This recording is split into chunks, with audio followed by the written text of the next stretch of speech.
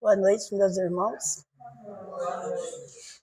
Alegria estar novamente aqui com vocês, esse ambiente acolhedor, que sempre nos recebe tão bem. Muito obrigada. Agradeço pelo convite, fico feliz de estar aqui novamente. Nós vamos hoje falar sobre o Evangelho de Jesus. Jesus, como sempre, onde estava cercado por uma multidão para ouvi-lo, para aprender, muitos para complicar, como era o caso dos fariseus, né? Mas Jesus sempre, na sua grandeza, na sua sabedoria, não deixava que isso atrapalhasse, né?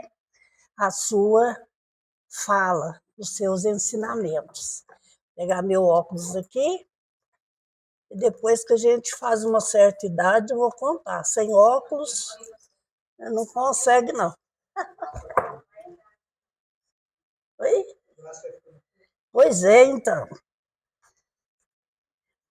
Então, hoje nós vamos conversar sobre o Evangelho, conforme eu disse, capítulo 18, muitos os chamados e poucos os escolhidos. Nós vamos falar do item 3 ao item 4. Não, desculpe, o item 3 até o 5. Então, Jesus disse: entrai pela porta estreita, pois a porta da perdição é larga, e o caminho que a ela conduz é espaçoso, e há muitos que por ela entram. Como a porta da vida é pequena, como o caminho que a ela conduz é estreito, e como há poucos que a encontram. Essa fala de Jesus está registrada no Evangelho de Mateus, no capítulo 7, no item 13 e 14. Então, quando Jesus estava falando para aquela multidão, alguém ali lhe faz então uma pergunta. Essa pessoa diz a Jesus: Senhor, são poucos os que se salvam? E Jesus respondeu: fazei esforços para entrardes pela porta estreita, pois vos asseguro que muitos procurarão por ela entrar e não poderão. E a fala de Jesus segue, mas nós vamos ficar com esse trecho aqui, que é a porta estreita. Então, meus irmãos, que portas serão essas que Jesus falou para aquela multidão? A porta estreita e a porta larga. E por que muitos não poderão entrar pela porta estreita? Precisamos, então, buscar, encontrar as respostas para essas perguntas, para que nós possamos compreender melhor e aproveitar melhor esse ensinamento de Jesus, falando para nós sobre a porta estreita e a porta larga. Então, segundo os espíritos superiores, portas estreitas ou largas são as situações apresentadas para nós no nosso cotidiano.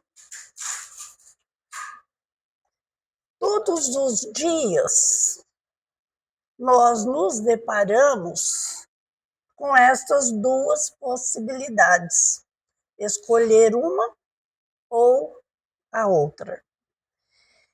E utilizando o nosso livre-arbítrio, estamos sempre, então, fazendo escolhas o dia todo. Até mesmo sem perceber, nós estaremos sempre optando por uma ou por outra. E todas essas escolhas, elas vão ter consequências, boas ou más, né? Dependendo do tipo da escolha que fizermos. É a lei de causa e efeito ou a lei de ação e reação funcionando. Então, a porta estreita, que Jesus disse, simboliza a difícil caminhada do espírito em busca da luz. É a vivência da lei de Deus, a lei divina. Por isso, seu acesso exige renúncia, exige coragem, exige moderação, desapego às coisas materiais e esforço para seguir os ensinamentos contidos no Evangelho. E a porta larga é o roteiro fácil do espírito pelo caminho das facilidades, da perdição, do erro, do apego às coisas terrenas e aos prazeres terrenos. Boa noite. Então, esse caminho da porta larga é o caminho pelo qual nós temos transitado no decorrer dos séculos. Por isso, Jesus nos aconselha a nos esforçarmos para entrar pela porta estreita, a buscar o caminho que a essa porta conduz. Por quê?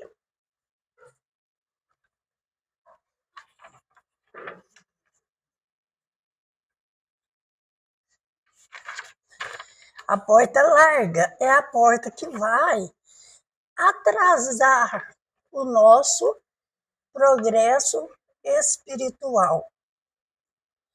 Aqui no Evangelho, no item 5,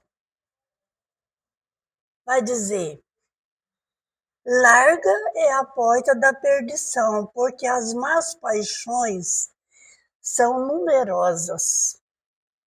E o caminho do mal é frequentado pela maioria. É isso mesmo, gente? A maioria de nós seguimos o caminho do mal. Ainda não conseguimos praticar os ensinamentos de Jesus, conforme ele nos ensinou. E seguindo aqui. E a porta estreita é a da salvação, pois o homem que quer transpô-la deve fazer grandes esforços para vencer suas más tendências. E poucos se submetem a isso. Então, poucos de nós, segundo o Evangelho, estamos dispostos a lutar, conforme até o nosso irmão disse no início, para dominar as nossas imperfeições, porque nós somos ainda espíritos muito imperfeitos. Quando nós vamos lá na questão 100 do Livro dos Espíritos e vemos lá a classificação dos espíritos, colocada lá por Kardec, nós vamos ver que nós nos encaixamos ainda, com raras exceções, na questão dos espíritos imperfeitos.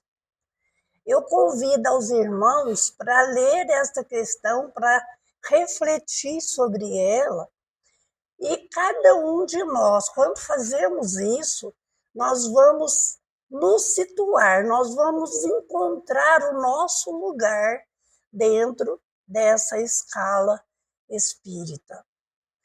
Então, Jesus, sabedor, melhor até do que nós, quais as nossas imperfeições, quais as dificuldades que nós temos ainda na questão moral, porque nós temos visto aí a Terra numa explosão de progresso tecnológico, né? Cada dia a gente percebe que a coisa materialmente está um progresso estrondoso, mas e a parte moral? Será que a parte moral está acompanhando também? É uma questão para a gente refletir. E é isso que interessa mais para nós, aqui encarnados nesse momento. Porque nós fomos criados por Deus, simples e ignorantes, não é assim? E qual que é nosso objetivo, nossa meta? É a perfeição. É nos tornarmos espíritos puros, conforme Jesus. Então, essa trajetória que vai ser através de várias e várias e várias encarnações, através do nosso esforço constante, é que vai acontecer ou eu vou acelerar esse caminho, essa trajetória, ou estacionar. Então, estacionar não nos interessa. Nós fomos criados por Deus para sermos felizes. E se nós sofremos, é justamente porque nós nos desviamos desse caminho. Saímos do caminho da porta estreita e fomos para o caminho da porta larga, que é das facilidades, que é onde nós, infelizmente, ainda nos sentimos bem, onde nós não precisamos estar na constante luta conosco mesmo para dominar as nossas imperfeições morais. E justamente essas imperfeições morais que são as portas abertas para a influência daqueles irmãos que ainda nos perseguem, que talvez possam ter sido prejudicados por nós no passado e hoje nos prejudicam. Então, essas nossas imperfeições são as portas abertas que eles aproveitam para nos influenciar. Então, é esse o cuidado que Jesus pede para nós nessa fala dele aqui. Porque, meus irmãos, segundo os espíritos superiores, ninguém reencarna para tirar férias. Nós não estamos aqui para férias. Nós estamos aqui para evoluir. E nós vamos evoluir através dessa luta conosco mesmo.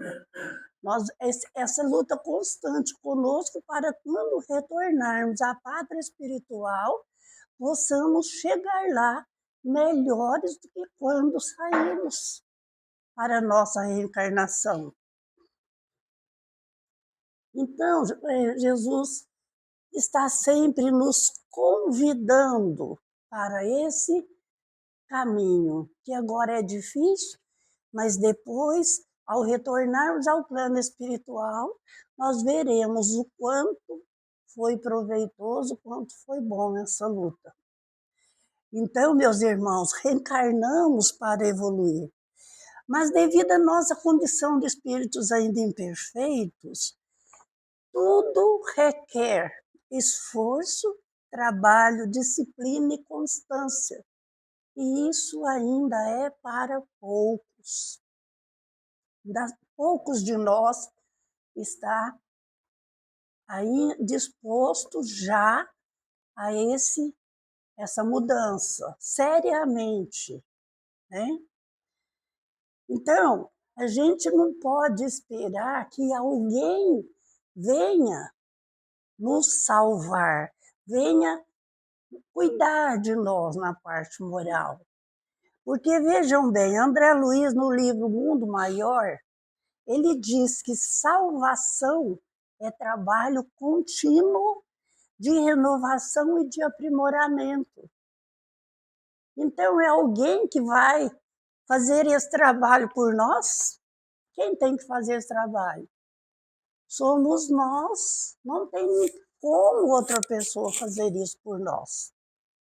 E o Emmanuel também nos diz que salvação é sublimação, é elevação. Então, estejamos nós conscientes disso, que ninguém vai realizar esse trabalho por nós. É uma tarefa nossa. Uma tarefa nossa. Teremos auxílio espiritual demais da conta, porque toda vez que nós queremos a nossa melhoria, nós temos milhares de espíritos que se dispõem a nos auxiliar em nome de Jesus. Porque o trabalho deles é esse, é ajudar a todos nós que estamos ainda na retaguarda. Então, esse esforço será secundado sempre pela assistência espiritual. Mas, para isso, precisa que nós queiramos seriamente, que nós estejamos dispostos a lutar. Então, meus irmãos, os Espíritos nos falam que nós estamos numa condição planetária difícil, né? Que é quando a Terra está mudando de posição, né? Então, agora parece que está muito mais difícil do que antes, não é? A gente liga a TV para ver o noticiário, para ver as notícias, parece um programa policial, não é? É tanta coisa que a gente dá vontade de não assistir, porque é muita, muita, muita coisa difícil da gente entender. Vejam bem os nossos irmãos lá na faixa de Gaza, morrendo de fome, gente. Aquelas cenas, não tem como a gente não se comover com aquelas cenas dos nossos irmãos morrendo de fome, com caminhões cheios de alimento, depois próximo lá, que não podem entrar. Como que nós podemos entender isso se não fosse a beleza, o esclarecimento da doutrina espírita, que vem nos falar que o acaso não existe. Deus está cuidando. Então, tem um motivo que nós não entendemos agora, mas temos certeza que ele é justo, porque Deus é soberanamente bom e justo. E ele não permite que nós soframos sem que esse sofrimento seja para o nosso crescimento espiritual. Então, cabe a nós, irmãos, rezar, lutar, orar muito para aqueles irmãos, para que Deus dê forças a eles para passar por esta provação. Porque coloquemos-nos no lugar deles. E lembremos de que nós, todos nós, eu creio que aqui podemos dizer que todos nós temos o alimento em casa, podemos até escolher, né? Podemos abrir a geladeira e ver o que eu quero aqui, tem tanta coisa. Né? Podemos comer aquilo que a gente tem vontade. Às vezes a gente até exagera, né? E os nossos irmãos querendo farinha e não conseguem. Então, que agradeçamos a Deus por esse alimento que nós temos hoje, quando tantos irmãos não têm. E que Jesus abençoe a eles, né? Então, os Espíritos nos dizem que os tempos são chegados. Nós não podemos mais adiar essa mudança de comportamento. O momento atual é de escolha da porta estreita. Está passando da hora de a gente abandonar esse caminho da porta larga e seguir, praticar aquilo que nós aprendemos, que nós já aprendemos. Unir a teoria à prática, né? Que possamos, a cada lição do Evangelho, a cada livro que a gente lê, a cada estudo que é apresentado para nós, que possamos ali refletir sobre isso e ver em qual caminho eu estou hoje, em qual caminho que eu tenho andado. Se eu já estou no caminho da porta estreita, maravilhoso, vamos continuar cada vez mais. Porque o lema da doutrina espírita é: fora da caridade não há salvação. E todos nós podemos praticar a caridade moral, podemos praticar por ações, pelo pensamento, por palavras. Então, as oportunidades, quando a gente se dispõe a fazer o bem, as oportunidades, elas surgem aos milhões. Basta que nós tenhamos tempo de observar quando elas chegam e ter a iniciativa de ser aquele instrumento que a espiritualidade superior conta para que nós façamos aquilo que Jesus espera de nós. Porque o bem que a gente faz, nós estamos fazendo para quem, gente? Em primeiro lugar, é para nós mesmos. E nós sabemos que não podemos fazer o bem esperando retribuição, esperando uma recompensa, mas é da lei divina isso. O bem que a gente faz vai contar para que nós possamos ter forças, ter ajuda espiritual cada vez mais para sermos pessoas melhores, né? Então, Jesus nos aconselha, através de André Luiz, a abandonarmos a ilusão antes que a ilusão nos abandone. Que ilusão que é essa? São as coisas do mundo, né? As coisas do mundo, que a gente fica tão distraído com elas que esquece muitas vezes do nosso compromisso assumido no plano espiritual que todos nós temos. No nosso projeto reencarnatório, nós temos lá um roteiro de atividades, né? Então, a felicidade está destinada ao homem aqui na Terra se a procurarmos na prática do bem e não nos prazeres materiais, né? Então, o Emmanuel vai dizer para nós, lá no livro Ceifa de Luz, seja qual for a experiência em que te situas na Terra, lembra-te de que ninguém reencarna entre os homens para acomodar-se com a inércia, no desprezo deliberado às leis que regem a vida. Então, todos nós temos esse compromisso. E que fique essa reflexão para nós. Por onde está nos conduzindo o caminho que espontaneamente temos escolhido? O caminho que eu estou hoje.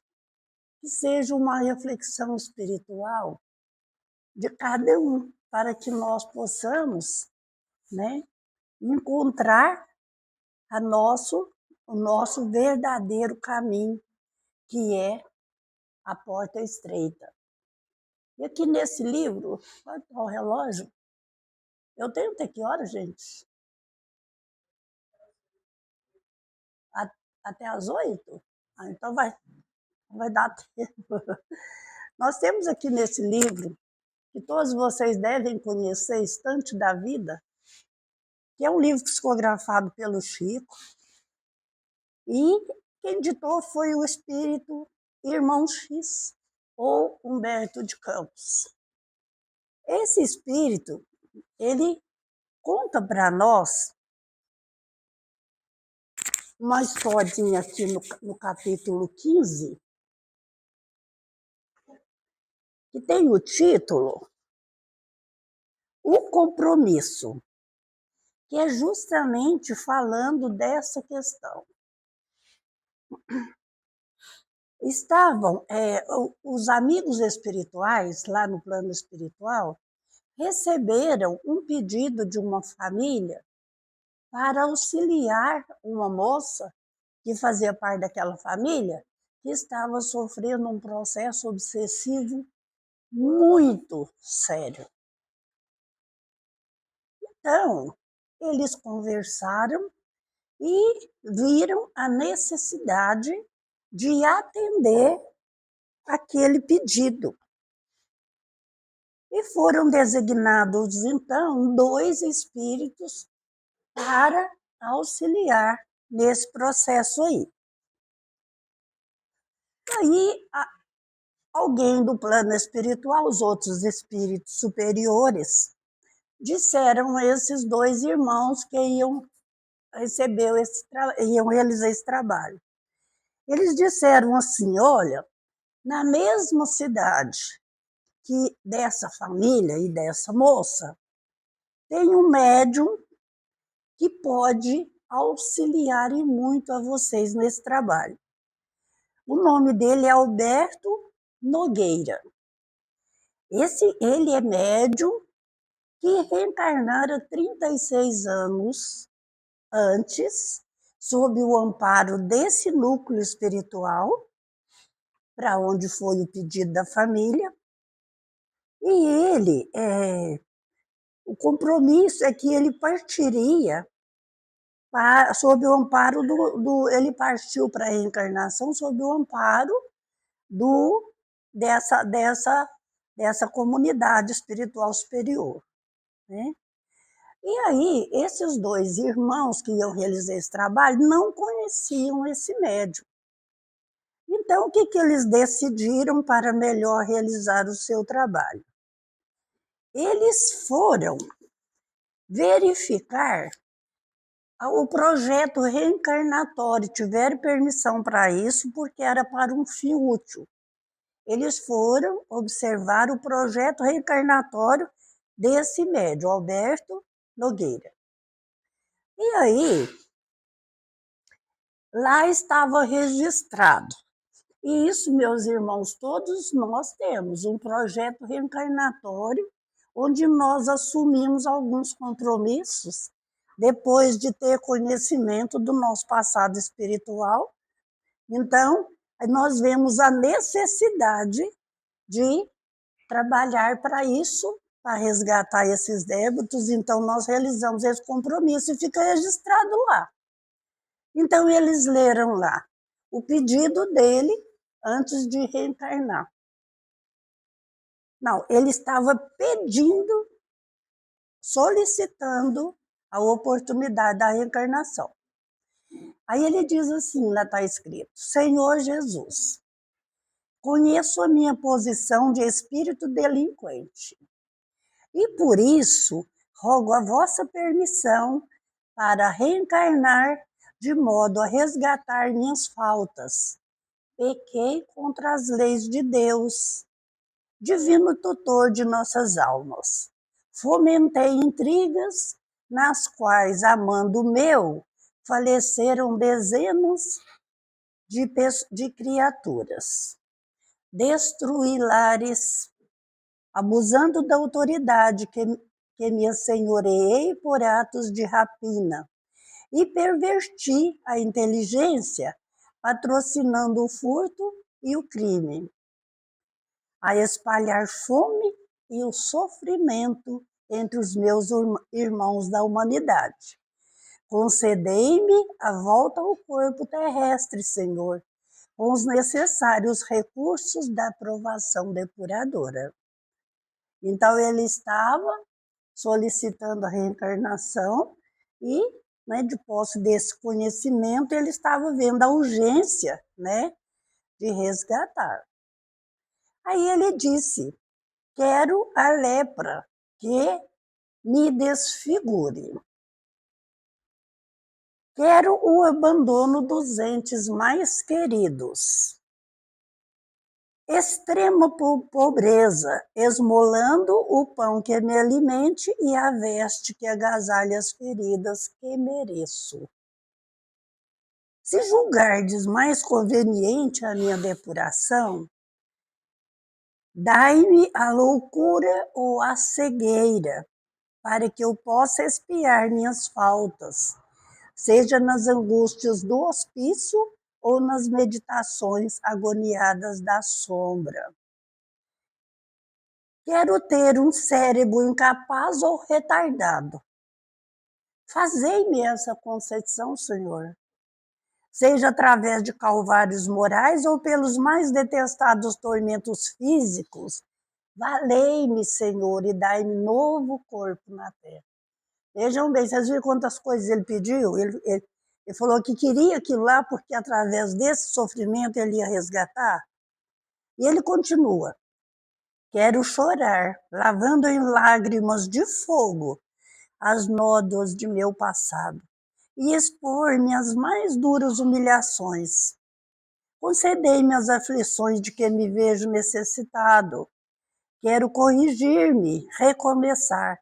Bendito seja o vosso nome, Senhor. E por baixo, os dois amigos que estavam lendo viram lá a assinatura do nosso irmão. E aí, mais abaixo, eles viram que chegou a resposta do plano superior para o pedido dele. Então, a resposta dizia assim: o Senhor pede misericórdia, não sacrifício. Quer dizer, o Senhor, no caso Jesus. O interessado resgatará os próprios débitos em vida normal, com as tarefas naturais de um lar humano e de uma família, em cujo seio encontrará os contratempos justos e educativos para qualquer criatura com necessidade de reequilíbrio e aprimoramento. Será médium espírita, com a obrigação de dar pelo menos 8 horas de serviço gratuito por semana em favor dos irmãos necessitados da terra, consolando-os e instruindo-os na condição de instrumento dos bons espíritos.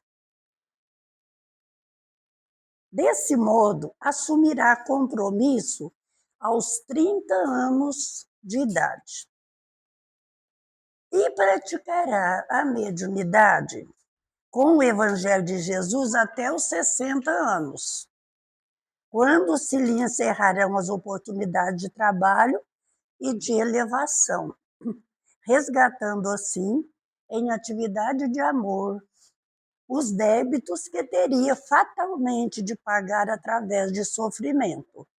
Louvado seja o Senhor. Então, vocês perceberam, gente, a misericórdia divina? Ele não teria nada daquilo que ele pediu. Só pedia que ele tivesse, que ele fosse médium espírita e trabalhasse 8 horas por semana, durante 30 anos.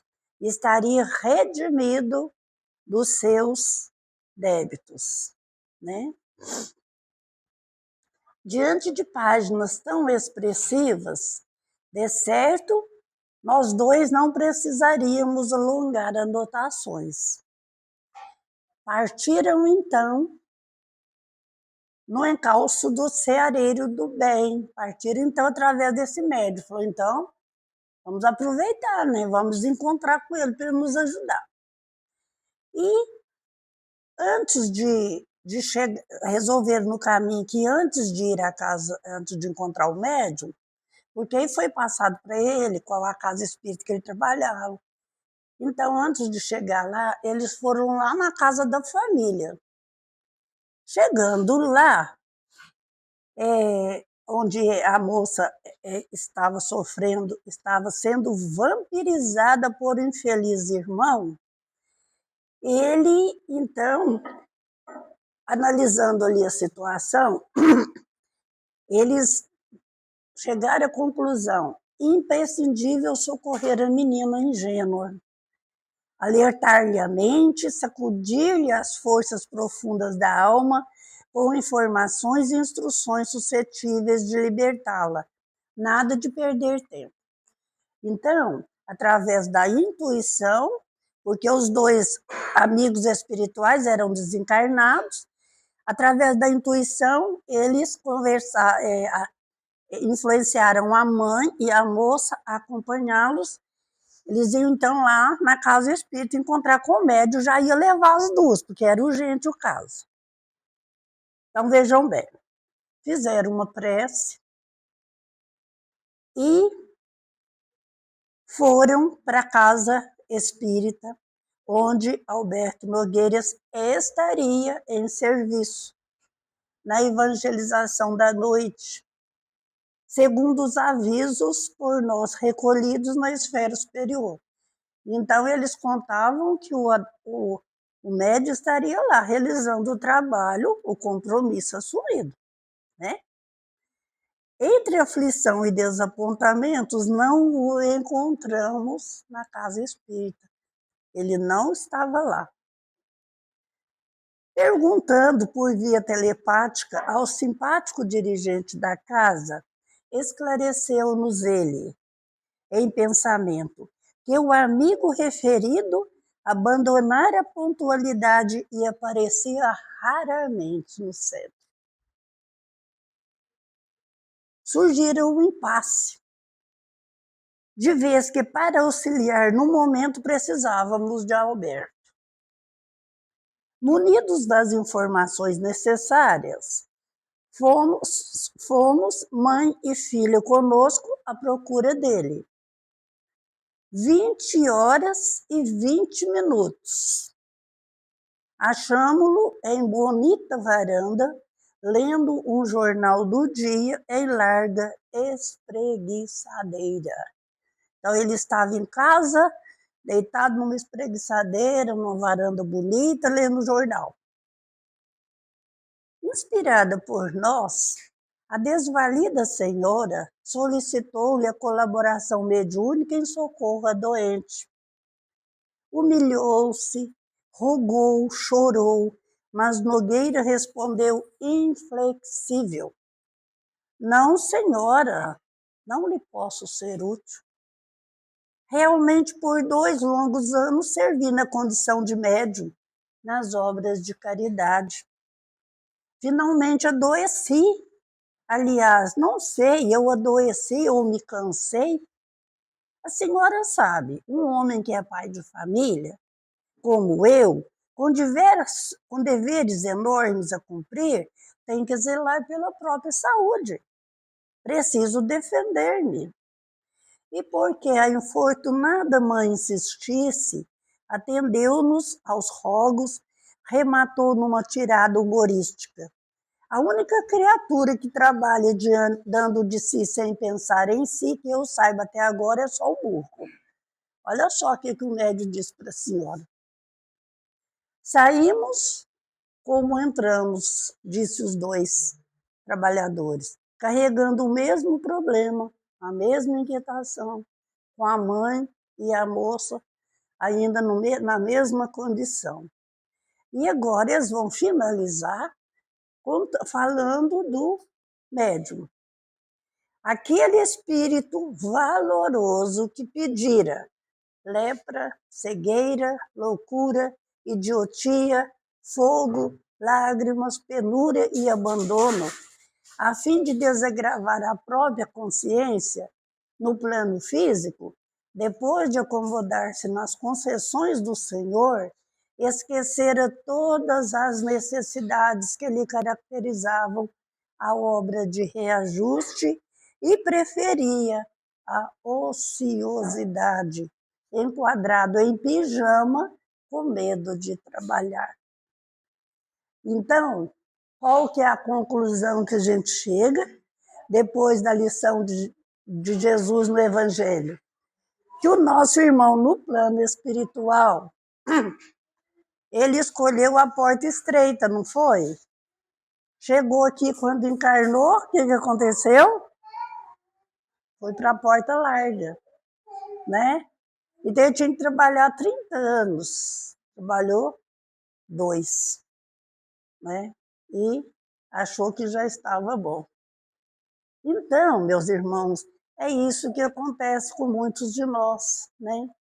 A gente faz esse compromisso no plano espiritual, se compromete, né, a chegar aqui e ter, sim, mas durante o sono nós temos oportunidades de estar no plano espiritual, de saber dessas notícias. Se nós estivermos firmemente dispostos a esse trabalho, nós teremos uma assistência espiritual excelente, maravilhosa e constante.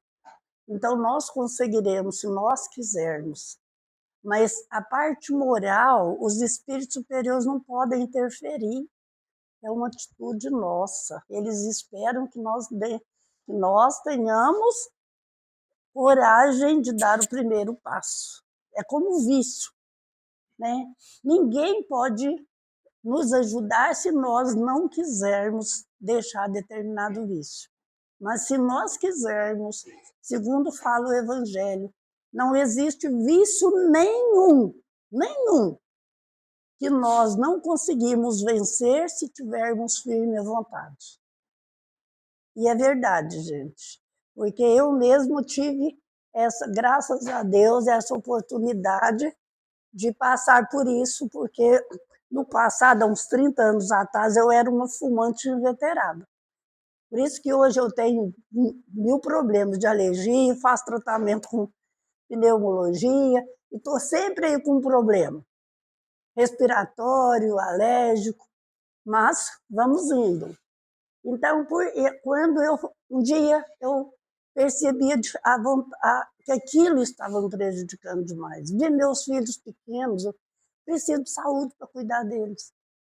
Então, lá em casa tinha um pé de manga, lá no fim do quintal, eu fui lá para debaixo desse pé de manga, mas eu nunca orei com tanta vontade, com tanta fé. Conversei mesmo com Deus.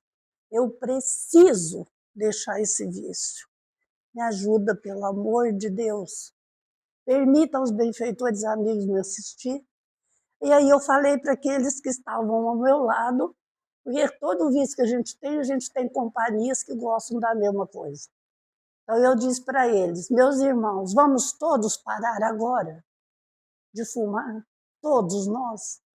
Eu os convido, vamos todos nós, que Jesus nos dê forças. A partir desse dia, tem mais de 30 anos, nunca mais. E eu deixei o vício sem sofrimento. E toda hora que eu me lembrava, fazia a prece. Meus irmãos, eu não estou parando de fumar, eu parei. Vamos parar junto comigo. Vamos parar junto comigo. Ou então vocês vão precisar de procurar outra pessoa, porque eu não vou fumar mais, não adianta ficar aqui. E graças a Deus, tem mais de 30 anos. Se Deus quiser, numa encarnação, nunca mais eu quero ter esse vício nenhum. Quero acabar com os que eu tenho, que são muitos, né? Mas a gente consegue até com uma certa facilidade, tal é a assistência que a gente tem. Então, meus irmãos, que Jesus nos abençoe, agradeço muito pela atenção de todos e até uma próxima oportunidade. Um feliz final de semana para todos. Jesus abençoe seus familiares, seus lares. Muito obrigada.